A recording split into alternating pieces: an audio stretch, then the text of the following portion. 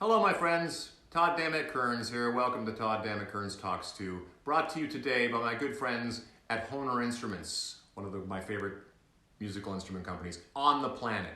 Today, talking to a hero of mine who has become a friend, which is always an amazing thing. Sometimes you should meet your heroes. This man is a legend. He's done all kinds of amazing things, including acting. Altitudes and Attitude is his band, but you know him mostly, and I love him mostly, from when I was a kid listening to a great band called Anthrax. Frank Bello today.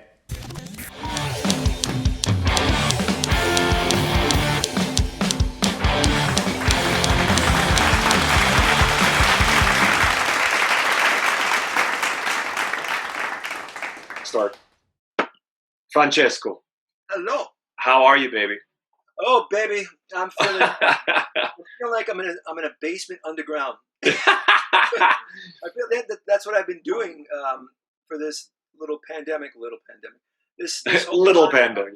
Yeah, man. It's like I really look. I don't have a big basement. It really wasn't well equipped to handle music and stuff like that. But I've started to build stuff. And what else do you do? I mean, We're all forced into the same situation. I'm like, I was not set up for home stuff at all.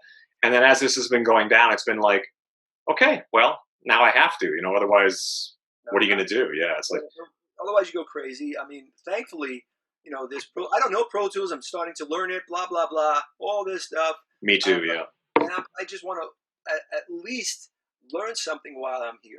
Yeah. While we're in this, we have no choice, dude. No. Utilize this time to really learn something that you can carry forward and maybe help our music, whatever, help our lives going forward. So you say, all right, I learned that during COVID, and later on, hopefully when things are free, please God, let it happen soon. When things are free, we could use it towards our career and towards music to make people feel good, right? Of course, yeah. And then you'll look back and go, oh, that was during COVID that I learned that. This way, how great would that be, Todd, if we could just say, oh, that was back then, and Yeah. have this time as a passing memory, an unpleasant memory, of course, but it was an unpleasant memory that, all right, at least we did something positive out of it, Totally. Positive. So that's what I'm trying to do now, learning more guitar, singing, songwriting, all that stuff, and let's be honest, man, I'm a family guy. I have a 14-year-old son. The school thing is not fun, because No. people don't know what's going on. People No. just don't know. It's not No. fair to anybody. So this basement, how far away are you from where you grew up right now? I'm very curious about this. I grew up in the Bronx, New York, which is about a 15-minute drive. I always love that story because it's like, I talk to Slash and they'll be like, I go, how far are we from where we, be at, in the valley? And he'll be like, oh, I grew up 20 minutes over there. And I always think that's so awesome because guys like me have to go, on a worldwide journey to find out how to make a life for ourselves. But the fact that you guys, journey, dude. Yeah. You have a great journey. I mean, just it continues. I don't think it ever ends, right? Until they Oh, do yeah. stops, right? Yeah, And exactly. even then, we'll see what happens later on. But Exactly. my thing is, your journey is a great journey, and it's a great story of the ins and outs of life in this life. Mm-hmm. It really is. It's a different aspect. So, But I love the idea, and I often think of it because I came from a little tiny town up in Canada, and I always think how weird it would be to like still be like somewhere in the area, like, oh yeah, I grew up over there. Like it just doesn't make sense for me for what I do, But the fact that you grew up like in the city, because those of us who never grew up in New York, I watch a TV show called Billions currently, one of the millions of shows I've been devouring. It's a Paul Giamatti show about Sure. Wall Street and all that kind of stuff, and it's all based in the city. And I'll see them in a restaurant, and I'll Google the restaurant and then look at where it is. Oh, they're on the Lower East Side. Okay, and I just obsessed with New York my whole life. So the fact that you grew up in the Bronx, I have these sort of romantic images of what that means, and I know to you it's just the subjective. Yeah, I just grew up here. We went to school, and To be honest, now being an older man I'm in a suburb because what happens is you have to get the best education for your child. That's of course, what you yeah. do. That's when you have kids, you do that, so you look forward to it. And plus, let's be honest, I want to be away from people. Not to be an idiot. I can't handle city life. I never really could. Right. Maybe in my early 20s I could have handled it, but I've done all my city living. And Of course, to be yeah. honest, dude, what's been going on in the city lately, you've seen the news. Well, yeah. my new neighbors, I have two new neighbors on both sides. This one started renting the house next to me, and right now on this other side, both came from the city. Um, because of what's been going on. Look, let's face it, it's just not an easy time to live in Manhattan. And I love New York, but it's become, number one, the expense is insane. Yeah, it's nuts. Yeah, you just can't no. afford, unless you have a lot of money, and God bless you, right? Yeah, but of course. Yeah. Coming from my blue collar roots, even I'm not a rich man, but I'm okay. But I just can't throw my money away like that. I want to live. Of course, so yeah. I found suburb living is just better for my family first, and then my head. Did you live in the city at any point, like after things sort of took off, or did you always kind of like hub out of the? Always, it's funny. I've always lived in the Bronx. I lived in the Bronx while I was on tour. Till 27. Yeah. I lived in my grandmother's house till 27 and I bought a condo in Yonkers, New York. That's about 10 minutes from here. Sure, yeah. I bought a condo. It was pretty much like a storage facility. Right. Yeah. Because it was all great. I loved my grandmother first. She was the best cook in the world. Sure. Everything was done. Why am I coming off tour and going to an empty room where I'll have to cook and do all this other stuff? And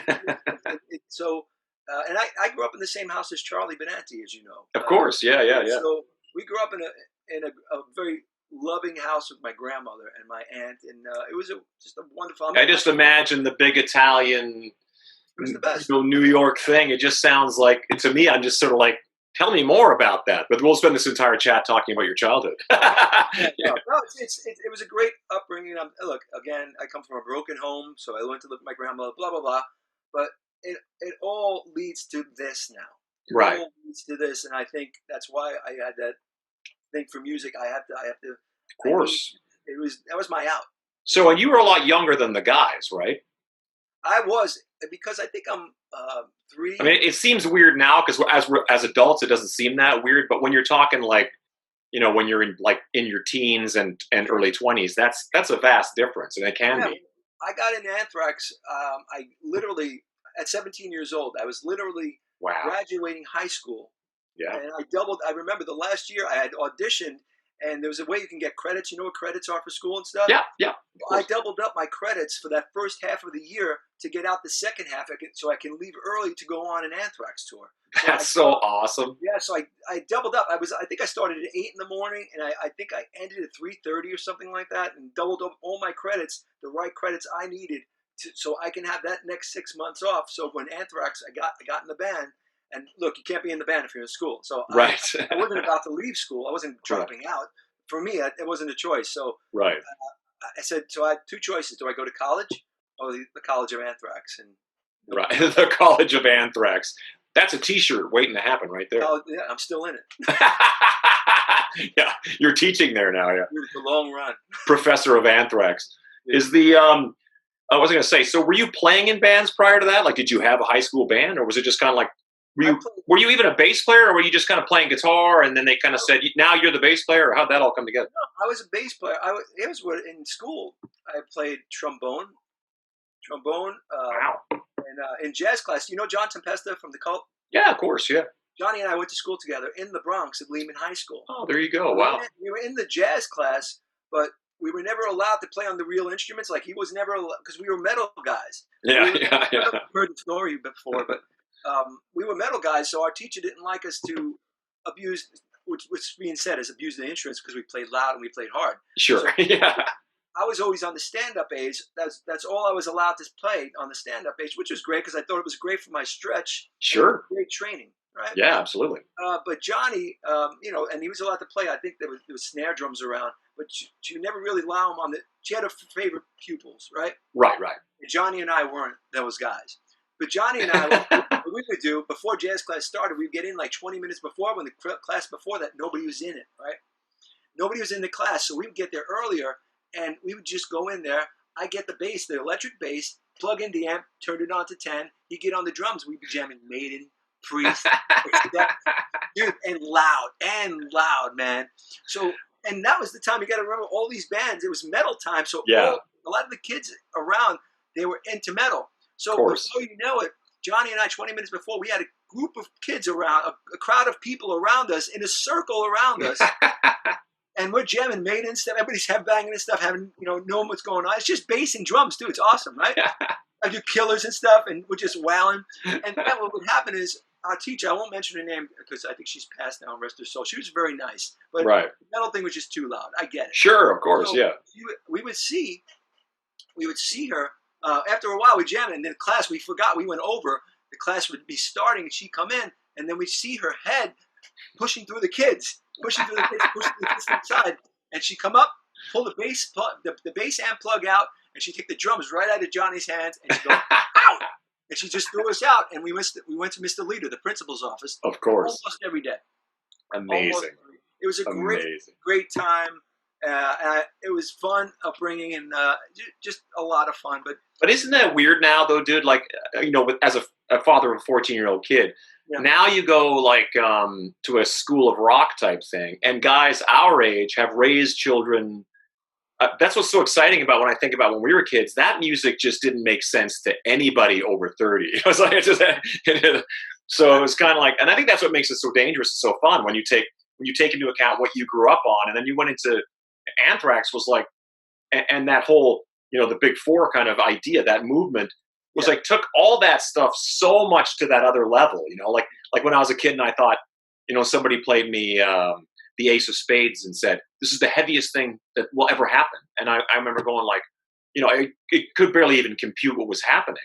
And then like, years later, I'm like, this is the heavy, you guys and Slayer. And I was going, we've reached this pinnacle of this is as heavy as it's going to get. It's different heavy now. Slipknot, groups like that, but it's. I love the fact that, and it all stems from this. Remember, you mentioned Motorhead, man. First time Lemmy hits that string, right? Right? Oh my God, what is this? I need more, right? That's all you think. It's a kid in a candy store because it's absolutely. And I'm looking back because I've been retrospecting my life and a lot of memories I've been doing lately, and the fire in your belly. It was met by that. It was met with the angst that we have. Mm-hmm. That string that Lemmy plucked, that sound made it. It was almost it was an equal fire. It was like, yes, that's what I'm looking for. And absolutely, yes, that's it. So for me, metal and the whole thrash movement with the Big Four guys and all that stuff, it always felt right. All right, and it didn't matter. It was like this was the right path. You felt it in your gut. You know what I mean? So in those early days, because it's hard to think back on this. Like I think about the evolution of it. Like, was it even called thrash? I don't really remember it being called thrash right away. It was just sort of like trying to identify it. And for me, it was just metal. I didn't. I was a Priest, Maiden fan, Sabbath fan. It was just another form of metal. But people totally those names. I don't mind it. It doesn't. It was matter. Almost like all those bands you just mentioned had those fast songs. Like I'm trying to think of like. Scream of Vengeance is a fast song.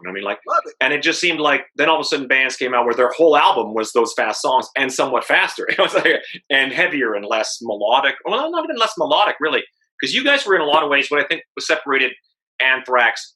There's a whole period of when you joined the band to where it wasn't long after that where you guys really started to take off. Like, because you joined what 84? Yeah, I joined. I actually got in the band the first day. It's funny how it worked. Told you about the high school thing. So the day the record came out, Fistful of Metal, I didn't play on it. Benny Loker, who was a friend of ours. Right. I love him. And it was they were auditioning bass players, so I got in. And the day the band, that record came out, Fistful of Metal, I got in the band that day. So you still had to audition, even though you're like, you know a guy. I knew a guy. I knew a guy to get in the audition, but it didn't mean I had the gig, right? Right. So I still had to know the songs. And you know what? Funny enough, I was friends with all these guys. I was teching for them at the time, so I knew all the songs. You hang out. Yeah, of course. Yeah. So I knew everything, so it wasn't. And that was the very comfortable thing. But I was still shitting in my pants at the audition. Sure. Yeah. Because I didn't know. Look, remember, that's my first band. Yeah. So I didn't know anything.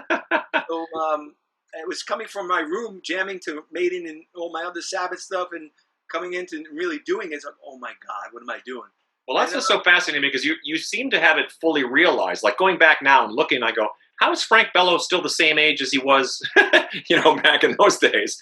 And you sort of had the thing, like what you do sort of seemed to be realized back then, and you've sort of been doing that the whole time. Like and that's to your credit. I don't mean like he hasn't evolved. I mean it more like. No, I don't think I've evolved because I only know one thing. I just know I love this feeling.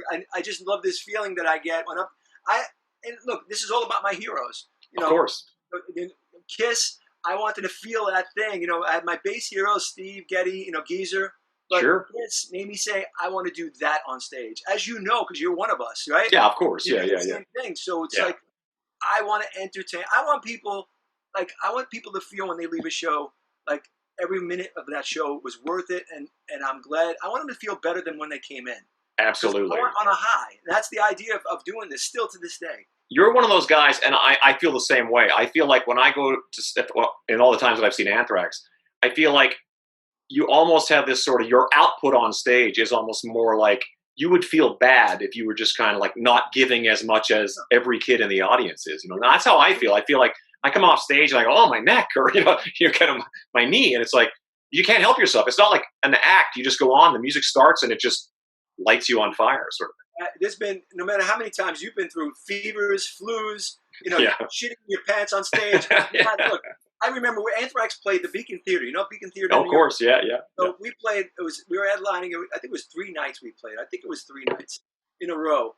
And of course, some of the biggest shows at that time for Anthrax, these headline shows, sold out, blah, blah, blah, at the Beacon Theater. I have the worst fucking virus flu thing going on. Every orifice was spewing out. It was the worst. And I remember, I had a fucking 102.7 fever going on to the fucking show. So of course you're not going to cancel a sold out show, right? No. So I'm sweating you're shivering, you're going on like this. Oh my God, how am I doing this? And the adrenaline, thank God for the adrenaline, because when that kicks in, everything goes away. They call that stage health. Dude, good. Yeah. What doesn't go away is when you have the shits. Because I remember the second show of that tour those 3 nights, I had the runs really bad. No! Bathroom humor at this stuff, but just to let you know the level. I remember I did a jump off of Charlie's riser, Sure. being in the air, and I lost it. Oh no! I'll leave it there. So. I think those are the times we did solos. I think it was a guitar solo or a drum solo, whatever it was. That was the time I went upstairs, cleaned up. Yeah, of course. It was not a fun. Dude, yeah, people don't realize that you're not a basketball team, and I gotta go back to the dressing room or the locker room, and then someone else just steps in for you. It's like, no, you're the bass player. You're the guy. Yeah. If you can't do it, we don't do the show. Yeah, it's horrible. Yeah, it's a shitty thing. Yeah. Well, it's also interesting because you are one of those guys too. Once in a while, as a bass player, I don't know if it's so much like that. If a kid was to grow up today and decide, I want to be in a band, what should I play? I'm really into music. Because back when we were kids, I would look at Bill Wyman and John Entwistle and go, oh, okay. Those kind of stoic, they were amazing guys, and amazing players. But that vibe, and it wasn't until, like, I always sort of point these out because people will say, oh, the bass player is the least interesting guy in the band. And I'll always point out Gene Simmons and Geddy. And you always fall into that list, Steve Harris, Frank Bello. Because I always say, the coolest thing about Anthrax is I always kind of felt like it's one thing to be when a band is like, there's Roth and Eddie Van Halen. You kind of like, there's a couple guys that are really the focal point. Yeah. And obviously there's going to be the focal point. The lead singer always kind of has that thing. But Anthrax, I always felt like it was all those personalities. I'm talking like at the peak of that 80s and all that kind of thing. Mm-hmm. It never felt like, it felt like five fingers on a fist. You know what I mean? Like I felt like you guys really had your own thing, and you definitely sort of stood out as you were not that guy in the background kind of like, hiding. Yeah. Ian Hill or any of those guys, which I think is rad. Actually, I think it's I love Ian Hill. When you watch a band like that, after a while, you start to feel like you get drawn to the kind of stationary guy. Like, what's going on back there exactly? Ian Hill, man, one of the most solid bass players ever. I mean, underrated. You ever have a drink with Ian? Have you ever talked to him? Never. I'd love to. Most sweetest man in the world. He understands all things bass. Oh, I can't imagine. Yeah. Totally gets it. He's got his thing, and he rocks it hard. I love him. I'm a And bass player fan. he's been there since before. I think he was even in Priest before Rob was in Priest, wasn't he? Yeah. So he's sort of like the last of the Mohicans that way. It's kind of awesome that I love Priest. I love. Oh, dude, yeah, as I'm a massive fan. Everybody does. So he's one of the. For me, it was always so consistent. He had his spot, man, but those bass lines were always so steady. He made the riffs escalate. Oh, right? absolutely, yeah, That's what's great about that's a great bass player. He just holds it down and just lets it happen, man. It's also the misconception with AC/DC is it's by design that these parts are sort of gluing everything together, you know. So Cliff, I think, doesn't get the respect he deserves either, just by because that band is another fist, you know what I mean? Like they're not just like one or two guys. Obviously, Angus does his thing on top of it all, but those guys, I watch AC/DC and I watch the three of them in the back, especially when Malcolm was alive. I'd be like, man, these guys are like, you could do anything on top of this and it would sound good. Like those three guys are just like this wall, you know? Yeah. AC/DC was a gift to rock and roll. It really is. And that's another example of they never ever thought, well, this is 80s AC/DC and 90s AC/DC. It's like, no, they were AC/DC the whole time. God bless. It's bigger than all these fads and stuff like that. Oh, absolutely. They're the fad runners. You follow us, and that's because they're so consistent. They're so consistent and everything. I don't care how many chords there are. Those songs are the best songs written. Period. Who knew you could make so many songs out of so few chords? But I think that's the beauty of it. Yeah. Isn't that the trick? The trick? So when you started with the guys, did things escalate pretty quickly? Like so they were out there, they'd done all the grunt work, and all of a sudden you come in and it's sort of like, oh wow. I wish it was that. Yeah, it feels like it feels like Fistful of Metal, things were really starting to blow up. But I would imagine there's still some grunt work. I think, remember, so when the day I got in the band was the first day the record came out, Fistful of Metal. Right.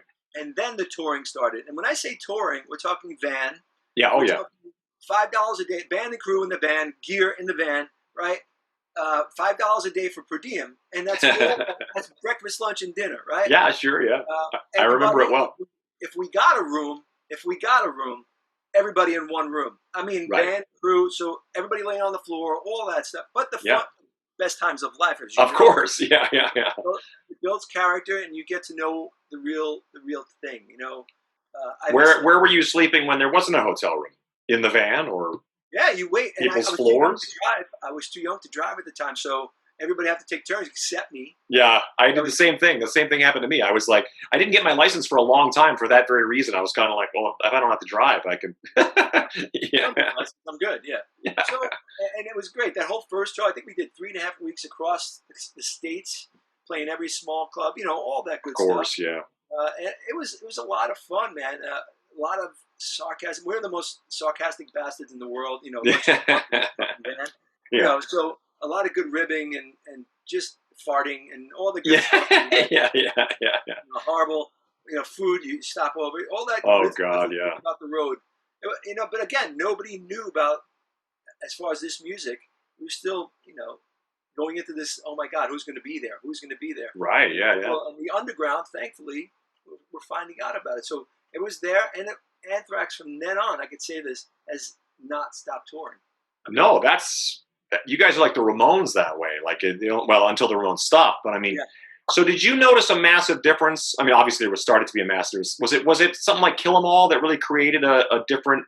Yeah, I mean, look, there was a great vibe coming underground. You know what I mean, stuff. And even before that, the whole thing. That was before I was in the band, Metallica, being in the rehearsal space. That's all great stuff. Yeah. But it was great because Metallica were, they had the record label, they had Kill 'Em All. It was awesome, dude. It was an awesome time to feel this energy.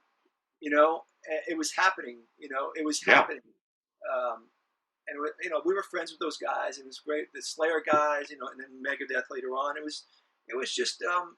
It was an awesome time because you kind of came up together. You know what I mean? Was there a vast difference from your point of view with the East Coast, West Coast, and I guess anywhere else, that as far as like, was there other, like, was that hard scene you guys were doing in New York, was there a thing happening for you guys? Like, did you feel like there was a bunch of other bands out there that were doing something similar? I guess Nuclear Assault and bands like that eventually. Yeah, there were bands. There were great bands. But I just kind of you know when you like you duck your head and go forward. Sure. Yeah. Yeah.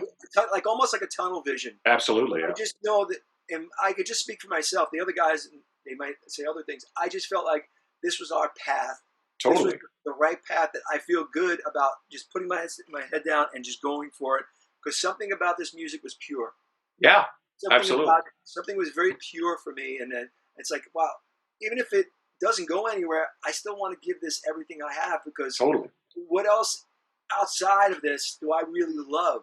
And Totally. for me, my question was answered, because nothing No. made sense. This all made sense coming up, and when all these bands, like when we played with Metallica and stuff like that in those early days, Yeah. it was a great vibe, because you have these, and then we saw the crowds building. You know, Absolutely. Yeah. getting this music, and it wasn't easy, and it wasn't overnight.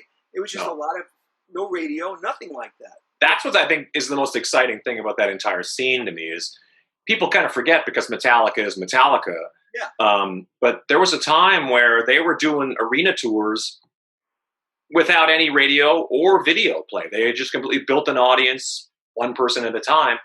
But it seems like that, I mean, the kind of music you guys were doing was such that first wave of thrash metal that it was such a visceral reaction that I don't imagine anybody in the audience just kind of goes like, "This isn't for me." It's kind of like, you don't just tap your toes and cross your arms to that music. It's just it's the way you guys play and the way you guys do it.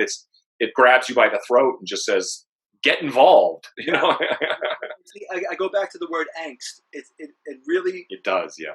Angst somehow, because I'm just a fan. I'm a fan who plays in a band. I write songs. I'm a fan of this music, who is lucky enough to be in a band that gets it out of me.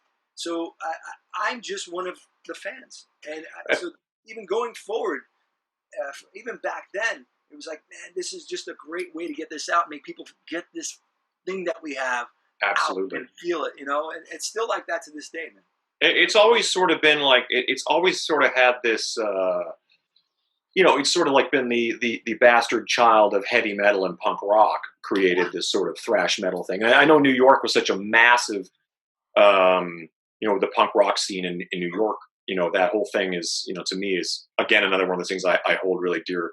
But I mean, it's just a matter of time before kids in Iowa and in the middle of the country are going like, what is this? Like, and it just the reaction to it seems so something you've never heard this before. You've never heard anything this aggressive before.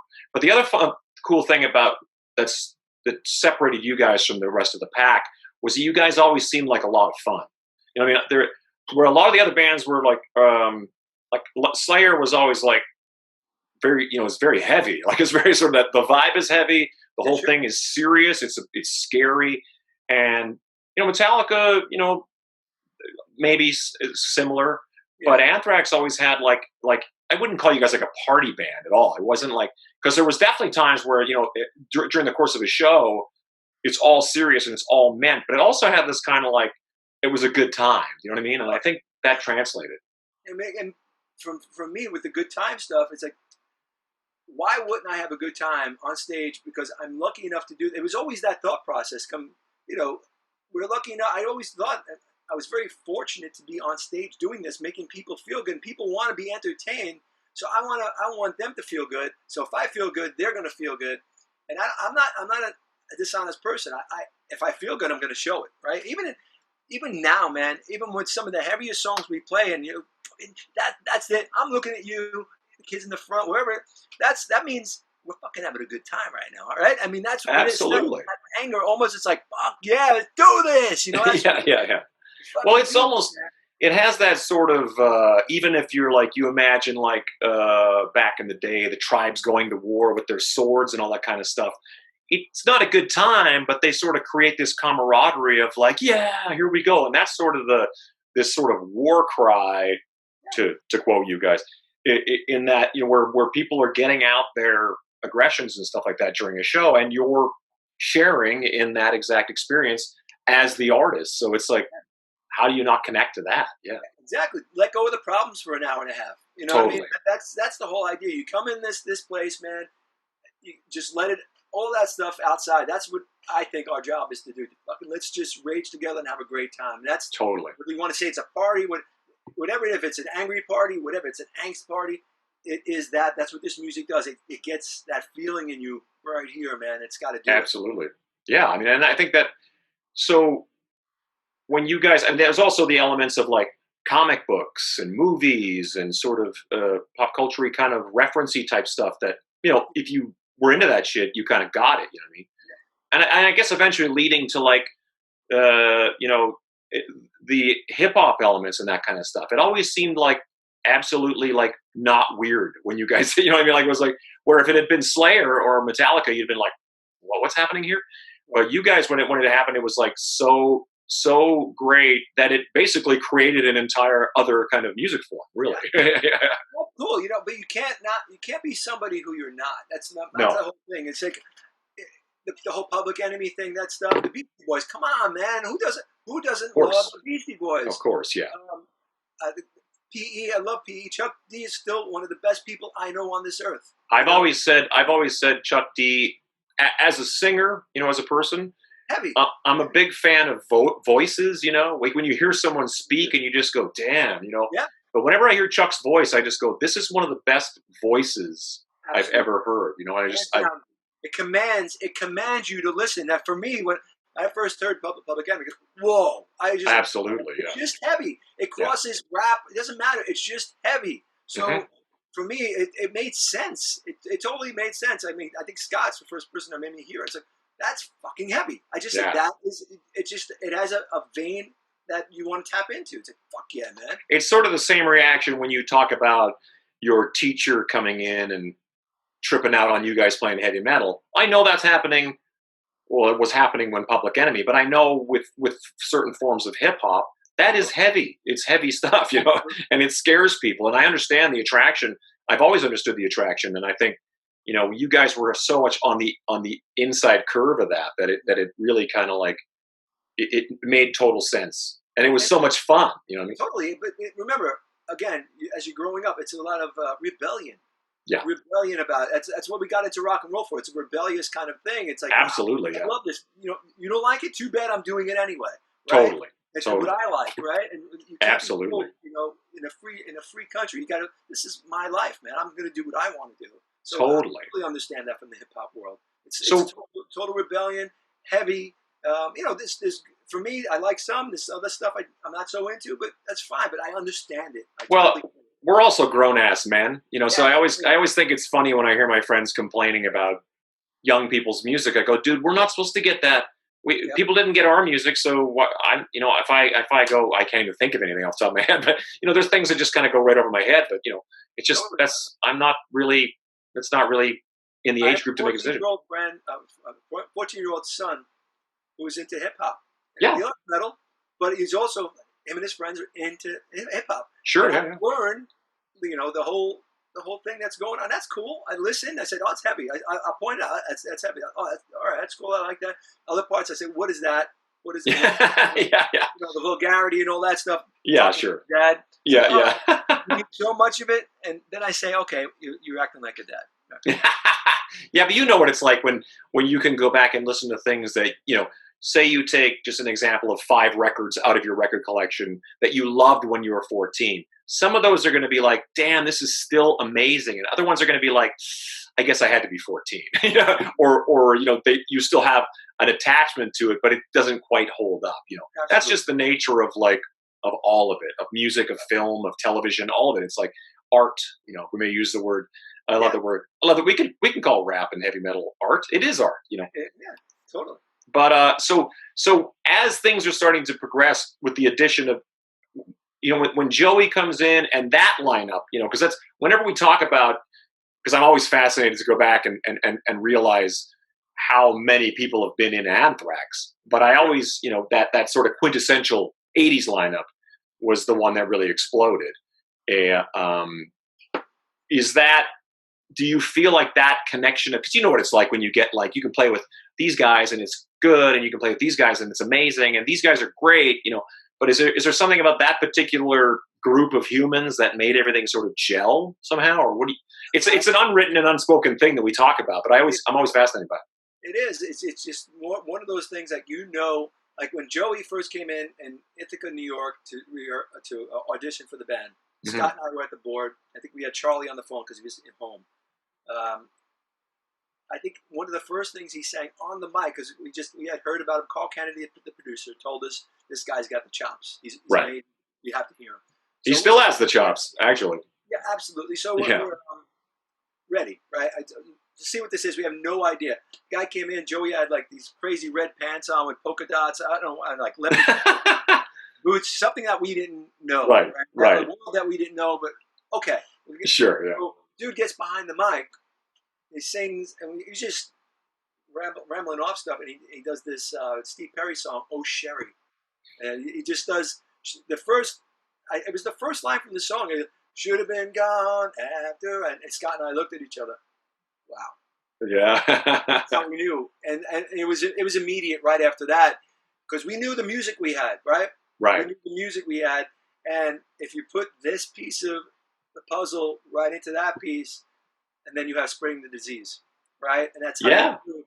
Immediately we kind of knew, because we had a lot of the music on tape already. So wow, okay, yeah, this was gonna be fine.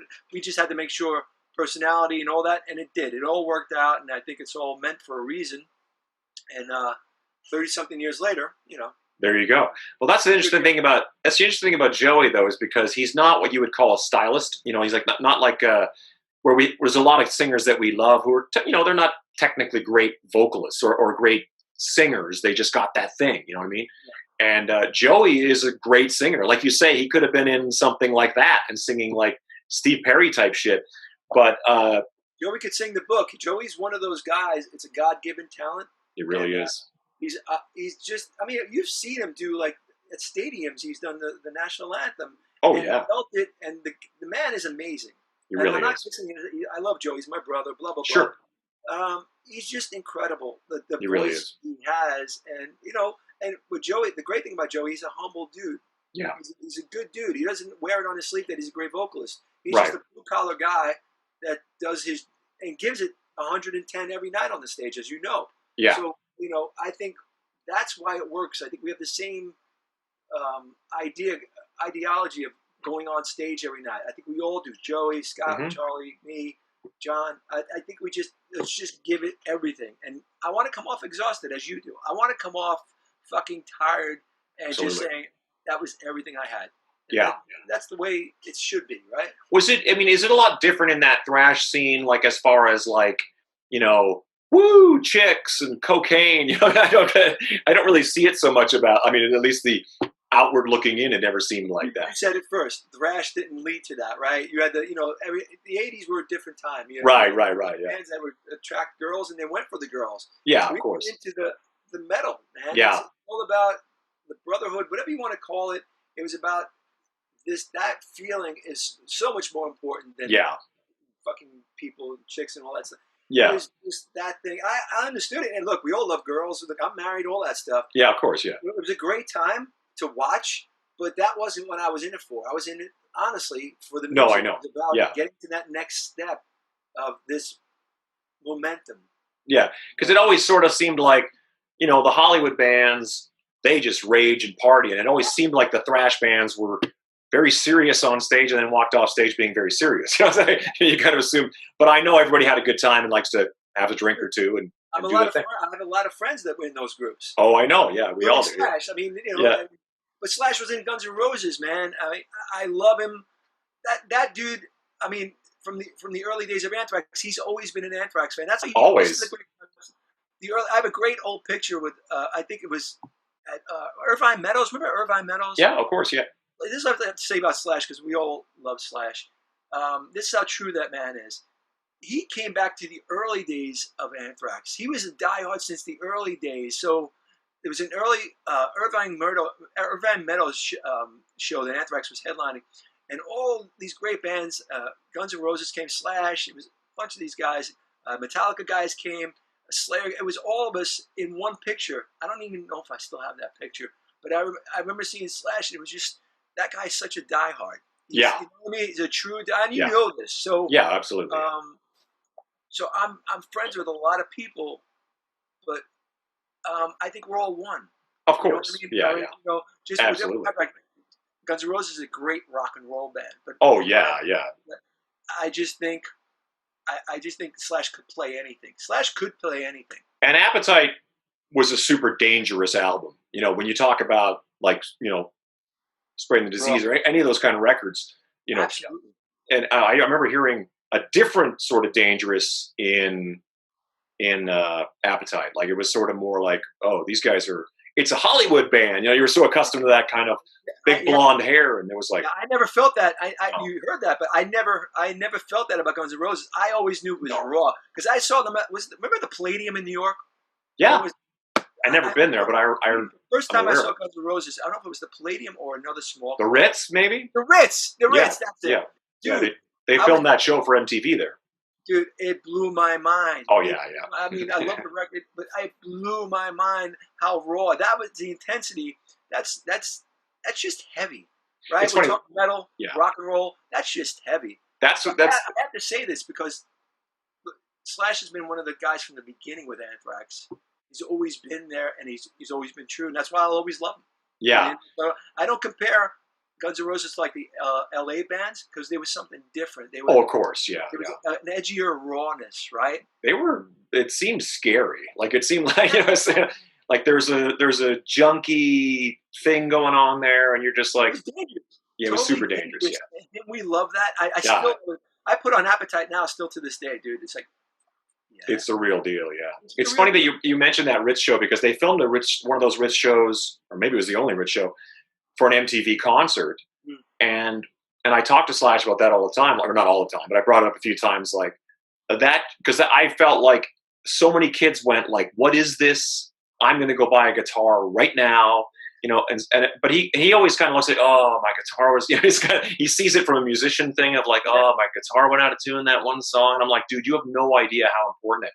But as musicians, we all know that. I've gotten pretty accustomed to walking off stage and going like, this isn't my show anymore. It's like the audience had their own experience. So whether I broke a string or tripped over something, it's like, and none of it matters, Dude, I have to tell you this, Todd. I don't know if I told you when we did that tour together with you guys and Altitudes and Attitude. Yeah, yeah.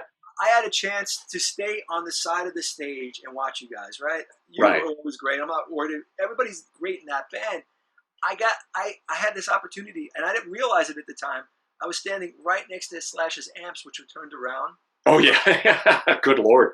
And I have to tell you, man, it was just the utmost sweetness coming out of that amplifier. The way he played, like it was a solo thing from my own. I had my own little solo show right in front of me with his amps. I was right next to his amps. I had everything, and I never had that opportunity, right? Oh, I know. Do it all the time. Yeah, of course, yeah. So I hear every little thing he puts in these songs. I'm like, fuck, man. It was so fluid and just, it all mixed in so. I have to talk about this because I want people to be inspired, and I want the next level of musicians to watch people like Slash. And I agree. Put a guitar in a kid's hand that could be the next Slash, right? Absolutely. As the torch, that's the guy to listen to. Because that night I was like, holy shit! I was blown away. It's so much a feel thing, I mean, like Slash. I mean, to be honest, he's always growing, which I think is really interesting. That he's playing stuff now that I think he wouldn't have played 20 years ago. Totally. But I think it still has to come from like the heart. He won't play anything unless it's like he would never go like it's an A, okay, and just like press record. It's like he's composing a solo, which is that's just how he speaks. He's not a really big he's not a big talker. It's all coming out of here.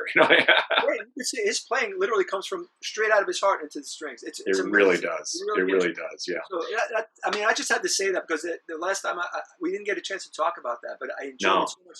The shows were great, but that was fun, man. So when you get when I know it's such an interesting journey watching you guys get to that 5-piece lineup that does all these things.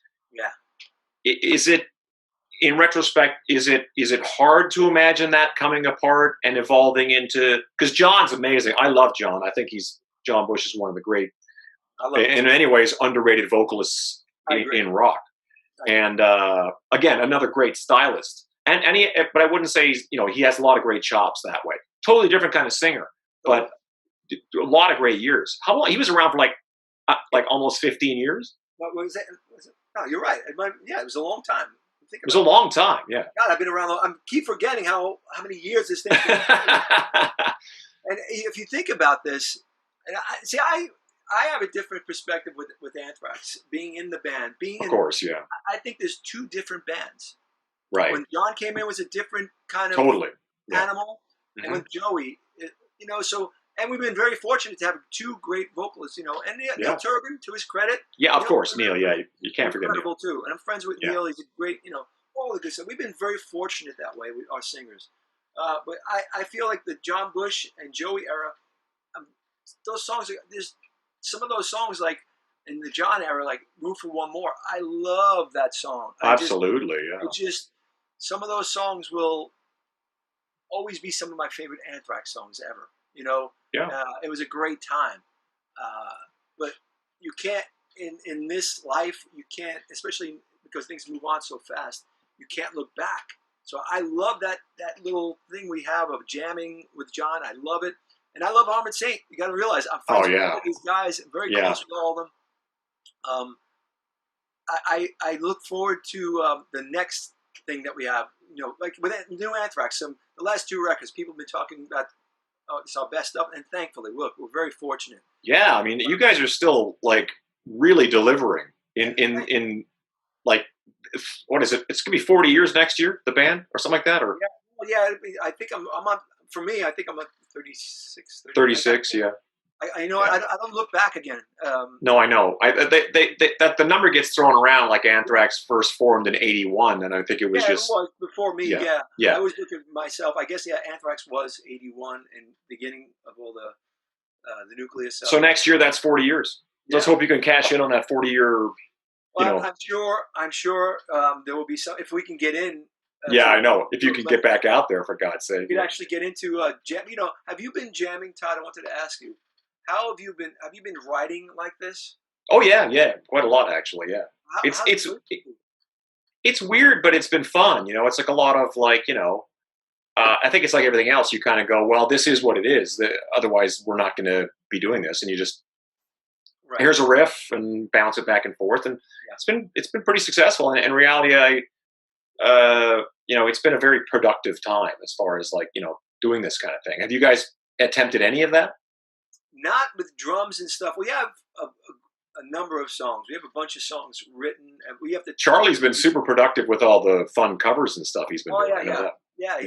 And great stuff. And but as far as the writing, I think I think going forward we're going to have to really get on this because there's no cure in sight right now, right? Well, especially considering you guys are in like who's all in California now? No, just Scott. Just Scott? Okay, yeah. Charlie's in Chicago. I'm here. Oh yeah, Charlie's in Chicago. Yeah. So yeah, that's sort of like a new school problem. You know what I mean? Like back in the day, bands never lived like apart. We all kind of lived in the same city. So it would always be easier. We all have families now. So what we do now, what we've done, I think we have I don't know if we have 8 or 9 songs written for the record, but I mean they have to be fine tuned and all that stuff. But we just get together in LA.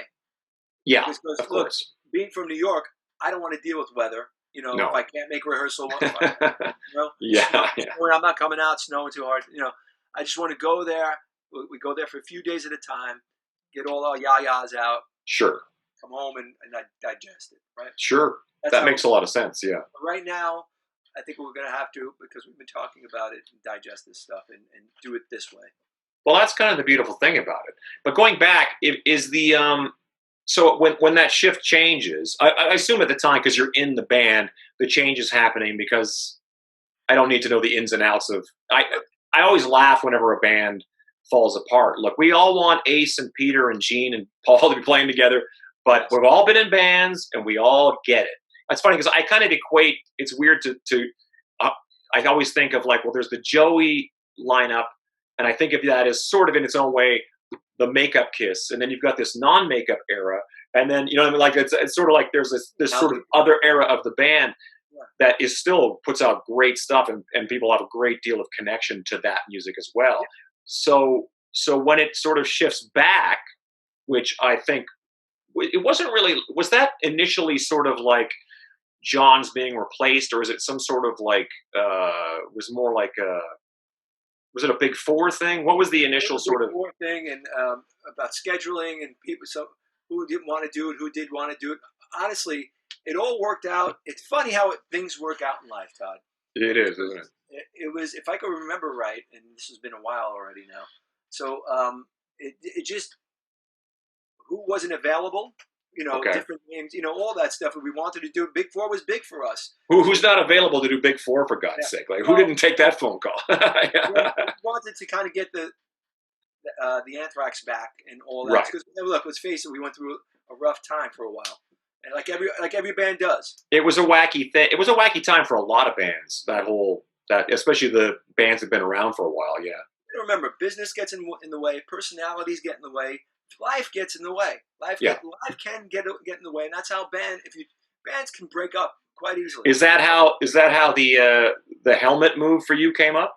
That the helmet? And as honest as I could be with the helmet thing, that was so rad when you did that, though. I was like, oh, dude, because Helmet was such a great band. I love Helmet. I love them. I'm friends, obviously. Yeah, absolutely. The guys, I love them. So that was a great time in my life. For me, it was. But it's always good, like for yourself or anybody, to go, I'm going to go do something else for a while. At the time, yeah, exactly. Otherwise, it's good to just get a different perspective and a different take, and then come back. Personality.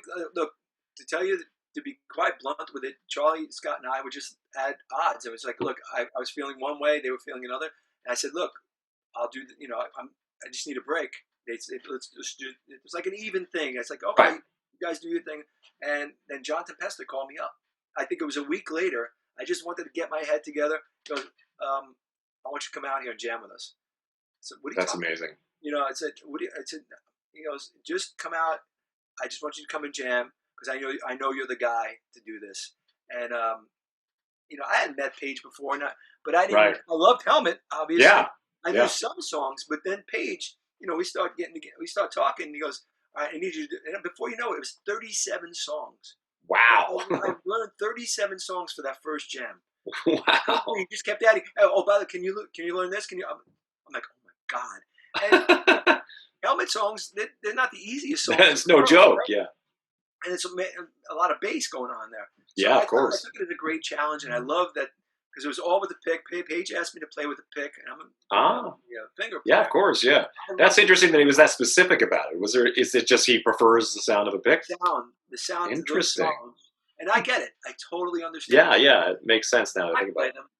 Even when I play them, I love the sound. It made sense, and I just went into my Tom Peterson vibe. Right. I mean? Yeah, absolutely. It all made sense, and that was just a great dude. That was some of the heaviest. That was heaviest party. Besides Pantera, that's a whole other game. Pantera, yeah. The heaviest partying, drinking wise, on that album floor. Johnny and I, and Paige. There were times where we were on stage. Woo. Yeah, I know. I didn't do that a lot. I never did that. Those days, because there was a show every night. And, I bet, yeah. And so it was. I kind of numbed myself. Yeah, I'm sure. Well, I mean, it's got to be really interesting because you're so accustomed to this one ship that you get on. Not that you even get on it. You really don't ever get off that ship. You've been on that ship your whole life, and then you decide to go in this other situation, and it's, there's nothing wrong with. It's almost like you left the old Frank there, and then you kind of went off and did this other thing. It was for my independence, also. Of course, yeah. The great independence thing, and I can do this on my own, and it was a great time. And then after that, then I started getting calls about a reunion, right? Anthrax reunion, right. And that's when was that a Big Four thing, or was that just getting Joey and the whole thing back together? Getting Joey, and then the Big Four came after that. Right. It's all sort of bleeds together for me now. One. It's all one. That's what's weird about all this stuff. It's all one. It all happened so fast, and at the same time. So how long were you out of the band? I mean, in Helmet or what? I did a year and a half of touring with Helmet. Oh, okay, wow. So that was constant touring. One tour ended, we went to the other one. It was a great time, but again, I had a ball doing it, and I was still in Helmet. But then we had this reunion conversation with management about how would I feel and all that stuff, and there were weird feelings. I said, look, what's real? What are we really talking about? We got everything on the table. We just put everything on the table. And it worked out. As best as I can, and really be honest with it, it worked out because everything was straightened out, whatever it was, and I can't even remember, to be honest. Right. But, Well, I'm glad it did, because it's, I mean, like you say, when you think about the material you guys have made since then, yeah, it's like that stuff would not have existed if it was not for, you know, yeah, and I'm reconvening. I'm glad all of that happened, and everything gets you to where you are, right? So for me, the songs we're writing now, there's a reason why they sound the way they sound, because where we've been, where Right. we've been, Absolutely. our personality clashes, are just needed to be away from each other for a while. Look, we've been Sure. together forever. You got to realize, I see Anthrax, the guys in Anthrax, I've been with them much longer than any of my family members. Yeah, I know. It's weird, right? In my lifetime, I've been with these guys more than any of my family members. My brothers, my sisters, any of them, my Right. wife. Yeah. So it's Of course, Charlie is family, so there is oh, that. yeah. I grew up in Yeah. the same house as Charlie. Yeah. You know, and we have a brother thing going. That Yeah. everybody knows. Yeah. That's fine. But for me, it's been a great ride with my brothers. These guys are my brothers. Yeah. Absolutely. That's the way I look at it now. So seeing the future after the pandemic, pray to God. Right. I look forward to it because I know there's a lot more to give, and I can't imagine. We talked about this word angst. Yes. You know, imagine the angst coming from this going into a record. I'm sure a lot of bands are doing right now. Oh, yeah. It's a creative time. A lot of songwriters are putting all this stuff because they can't get it out on the stage. They're putting it into that music. Absolutely. I'm looking forward as a music lover to see what comes out of this. We got to talk about attitudes and altitudes, though, because speaking of creativity and writing and all that kind of stuff, and doing Helmet and doing your own thing, you know, the altitudes thing was 100% like, I'm going to do, you know, write songs and actually sing the songs, which I think is really exciting, because I think a lot of people kind of forget that you can carry a tune just fine yourself. You know what I mean? Yeah. Well, look, I'm not the best singer. I think I'm okay. You know, I just think, like I remember Billy Joel saying this a long time ago. I just sometimes I have a way of sounding good with my voice. I don't think I have a great voice, but something that reaches some of the songs I write. I have this idea in my head that I want to do it. I don't want to leave Totally. it to somebody else, as you do. You have a great voice. I love your Oh, voice. well, thank you. You do. Start. Just kidding. You understand where I'm coming from with this. Like, you write songs that aren't your other bands like Anthrax or anything else. Right. Your own songs that you want to write, that you have this tone in your mind and attitude that you want to come out in that song. I don't want to have to like explain something to somebody else that might not come out the way I felt it. Right. And that's where Altitudes and Attitude. Look, to be honest, before the Altitudes and Attitude, I had these songs, and and Dave and I got together. Then we started to write together. Dave Ellison and I got together. Now, did that all come? I mean, you've known Dave Ellison probably 1,000 years, or like forever. Yeah. I love him. Dave's he's the best. Great bass player, great songwriter. I'm talking to him in the morning, actually. Oh yeah. Yeah. I said, I'm talking to Frank. You want to talk? He goes, yeah, sure.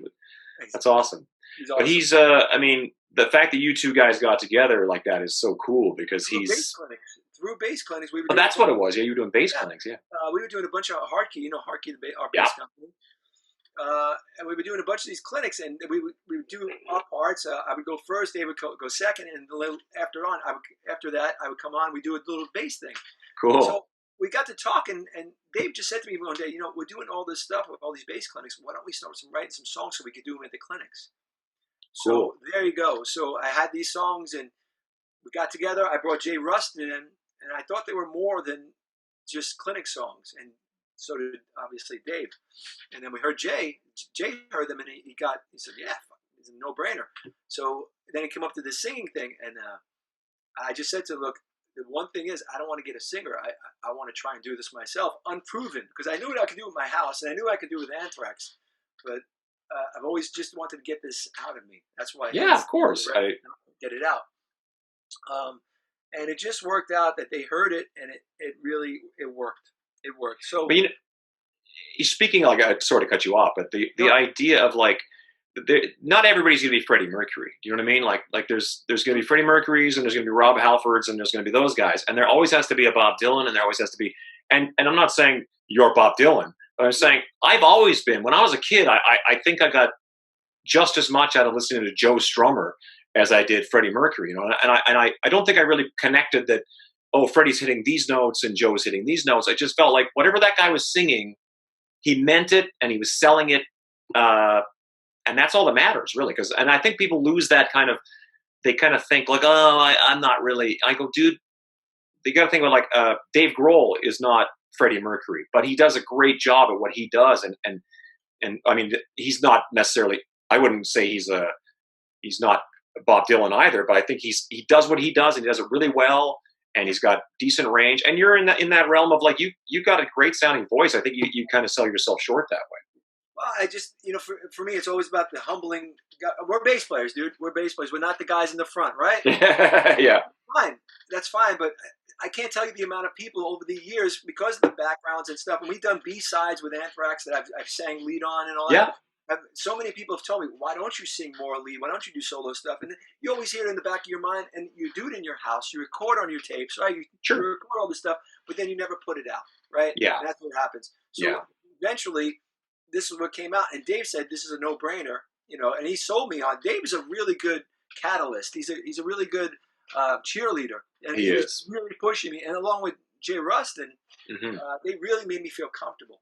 That's great. Voice. So it really worked. And then thankfully the fans came out and liked it. So I have more confidence with this now that I could actually carry a note and do this, and then doing live stuff. Yeah. But you got such great energy and such frontman energy. Like when you were doing it, it was like I expected it to be a lot weirder to go, okay, so I'm really excited to see Frank stand there with a guitar and front the band like Paul Stanley or something. But it was like, you just seemed so comfortable and so real about it that it was like, dude, he's been doing this in front of a mirror since he was fucking 7. Yeah. Excited, dude. And you know what? And you know this, Todd, because you do this. You do the same thing. It's like, it just comes out. It's just there. You just do what's. I don't want to think about it too much. I just want to do what's natural. I just want to convey this song to you. I want you to feel this, and that's really all it is. When you do it, I see you live. You're great. Yeah, you do thank live, you. You put it into them. It's just like, look, you feel this. I'm feeling this. Let's feel it together. That's totally. That's it. Let's get this fucking party started, man. Absolutely. Now, is there going to be more Altitudes and Attitudes? I mean, any plans? It's funny enough you say, because Dave's got his own solo thing going. I'm writing solo stuff. That's awesome. It's funny because it's sounding a lot like Altitudes and Attitude, but it is more of that vein, rock and roll, heavier rock and roll. Right. But it's inaccurate to think that just because you play in a thrash metal band that you don't listen to anything else, you don't like anything else. It's the same as, we all have like songs that we heard as kids that are like, bubblegum pop songs that are still very much in our heads. I mean, we still have we love these things that are way out of the genres we're known for. So the fact that you're playing like a straight up rock and roll kind of sounding music is totally normal to me. Let's face it. Don't be who you're not. I grew up on this stuff, and totally. Let me rock and roll with a heavier edge to it. And that's fine because that's what I'm into. Totally. I have Anthrax music that I've written that it's going to be, the record. That's fine. Yeah. Well, it would always be weird. It would always be weird, like for someone to do a side project that sounds pretty much exactly like their band. Like that would be weird. Why would you want to do that? And it would be more of the same with me singing. And I don't want to. Me singing Anthrax stuff doesn't make sense to me. Right. No. Leave that there. This is my own little touch on it, and I hope that people like it. And all you can do is present it and put it out there, right? So you think you might do an actual solo record at some point? Yeah, because Megaforce Records. Yeah, because we've been talking about it and stuff. And in fact, just before COVID hit, I was actually going to go and record a couple of songs. Oh wow! Producer, and COVID hit, and I understand. I kind of backed out when it really hit. You remember it really hit in New York, January, February. Yeah. I had studio time booked. We were going to do it, and long story short, man, I just felt weird about being people. Yeah. Disrespect anybody. I just said all the musicians involved. We all just decided, you know what? Let's hold this. Yeah. So it's a little more clear about what's going on. Totally makes sense. You were just going to do it in the city there, or what? I was doing it in the city. Okay. And I had some great players to play on it. I'm excited to hear whenever you get around to it, I'm excited to hear what you come up with. It's just, and it's even better now because I can even write more right now. So I've let it simmer, right? Yeah. Well, and so the last thing I want to touch on is the fact that um, I was thinking about this, and I remember going like, did I remember that correctly? And I had to go back and look it up, and I'm like, no. Sure enough, Frank Bello was in a you played Richard Hell in a Jeff Buckley movie. I went in to watch that. I was a massive Jeff Buckley fan. Me too. So whenever it's hard not to be really. When I went to watch the movie just as a fan, and I go, why do I know that guy? Like it just seems so. First of all, it's Richard Hell, so it was already kind of like, oh wow. And then you're like, why don't he looks so familiar? And then I was like, so how did the acting? I know you guys, because Anthrax was on Married with Children, which I think is a massive. When you think about how big a deal that was back then, that's pretty huge. One thing that a lot of people don't know what I've done in my life. I've studied theater forever. I didn't know this. Way back, I mean, I've done New York shows, like off Broadway stuff. It's not even, it's just a matter of fact. That's always one. I would come off an Anthrax tour, whatever tour we do, and what I would do is I would just get right back to an acting class, and if I can get a play or whatever, I mean, if I was home at the time, anything to just get on the stage. Again, I had no idea. That's so cool. I mean, that's like, I love it. It's not. Look, I'm no star for sure. I just love the art of fucking. It's like writing a song. Taking a character and making that character live. And I got turned on to it a long fucking time ago. That I've always loved it. I went to some of the craziest, best teachers in Manhattan that have taken me apart and put me back together, and made you feel like shit about everything you've done. And so this Frank Bello from Anthrax meant nothing. Oh, really? So, and I kind of love that because I really went for the training. I love it, but I don't take it as music is always going to be my first love. Sure. Right? Yeah. But this performing with characters and all that stuff, I've always loved it. So the Greetings from Tim Buckley is the film you're talking about. Yes. I was the Tim Buckley one. Sorry. Yeah. So I was off tour. I have an agent here in New York, and she called me here, and she goes, look, I know you're off. Are you available? They always want to know if you're available for this block of time. You're not going to be on tour to fuck them over. Right, That's always been the issue. Yeah. In my life. I've always been on tour, so you can't do a lot. Yeah, of course. So I happened to be off for this block of time, so I went to read this. I forgot the name of the casting. Really, really crazy, famous casting director. I was very intimidated going in there. Wow. I knew the character. I went in, blah, blah, blah, kept going back for callbacks, got the part, and it just worked into that. It was just a great... That's so awesome. I didn't know that because I've done some acting in my life, especially when I lived in Vancouver. All my friends were musicians and actors and everybody. It's just like this great scene. And I just sort of found myself landing in a few of these things. But I always found it really bizarre because music is so natural, you know what I mean? Like that I didn't have what it took, where I think is inspiring to hear you say, is the actual, like, if you want to actually pursue acting, you better like invest the time and study and learn and pull yourself apart and put yourself back together, make an ass out of yourself in front of people. Because that's everything that I just said just now is everything I did at the beginning of my musical career. It's sort of like, I didn't know anything. I went out there, did my thing. I learned how to play guitar. You're trying to learn how to do this. You get out in front of people, you fall on your face, you get back up. But it's hard when you're already up and running in one realm, and someone goes like, "Okay, now come over here and like completely learn how to crawl," and you're like, "It's tough, you know." And you got to get rid of that. Even when you say you go into like an audition, you see all these known actors. Some of these auditions I go to, some known actors. I fucking love your work, dude. I can't imagine. Yeah. Why am I here? And usually I want to take the role, right? And, yeah. And I just say. You got to be in it, man. For me with this stuff, because it's art. Like we talked about before, it's art, man. It is, and it's creation. It's like fame is the bullshit thing that everybody talks about, and I never was a fame thing. I right. can't be bothered really. Right. That's why I'm not really good on social media. Right. I just can't be. I can't be driven by that. It's like no, I know for the art of it all. So this whole thing has always been fun. I still want to do more when I'm home. Now, it's funny, I just did an audition on tape Monday for this film. Who the fuck knows? But do you want to, even if you get the film now, how is it back and forth with you? Say you get the role. You're going to want to be right next to a person in this time. It's a really scary time. I've been having conversations with my friends, actor friends, and stuff's starting to kind of fire back up. Yeah. And my friend Clifton, he's flying up to Toronto, and there's a 2-week quarantine in Canada, and then you got the whole campus quarantining, and then they're going to work together. But what if one of those guys decides to go off and get drinks, and gets coronavirus, and you got, who knows? Who knows? Dude, on a side note, a mutual friend of ours is actually not only a beautiful and amazing musician, one of the best out there, Zach Throne. Oh, yeah. I actually wanted to. Dude, the dude has chops of acting. I mean, Zach and I have had our times in LA with acting stuff, and we've gone to a lot of.